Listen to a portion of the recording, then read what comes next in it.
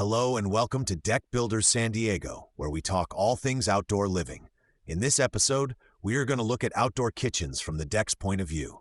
It is easy to get excited about grills, counters, and appliances, but all of that has to sit on a structure that can safely support it.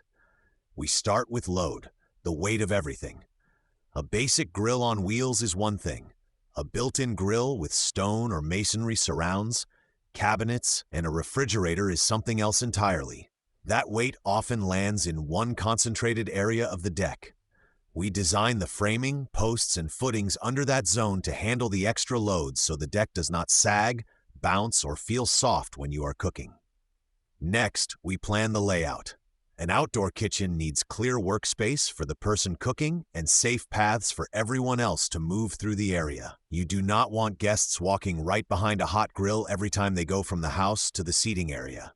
We think about hot zones around appliances and keep them separated from main walkways and kid play zones as much as possible. Materials around the cooking area take more abuse than the rest of the deck. There is more heat, more grease, and more spills. Composite decking can still work in these zones if it is installed and protected correctly. Options from brands like TimberTech can provide a durable walking surface when paired with heat shields, mats, and proper clearances from built-in grills. The key is respecting the manufacturer's guidelines and planning for cleaning access. We also talk about how the outdoor kitchen connects to patios or ground-level pads. In some projects, the heaviest parts of the kitchen rest on a concrete pad right next to the deck, while a lighter section of counter or bar sits on the deck itself.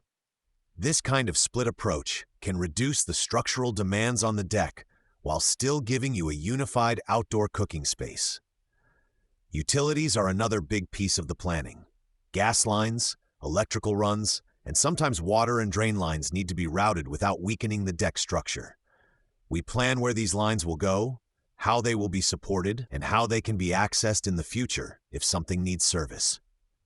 Cutting through key framing members or packing too much into one small chase can create problems later, so we lay out these routes early. Ventilation and safety also matter. Built-in grills often need specific clearances from walls, railings, and ceilings, especially under covers or pergolas. We pay close attention to manufacturer requirements and local codes, so you get enough airflow and avoid heat buildup where it should not be.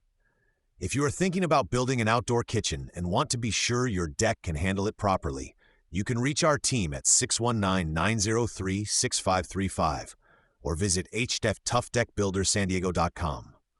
At Tuff Deck Builder San Diego, we design the deck and outdoor kitchen together, so structure, layout, and utilities all work as one plan. When your outdoor kitchen is supported by a deck that is built for the load and the use, you end up with a space that feels solid, safe, and easy to enjoy for years.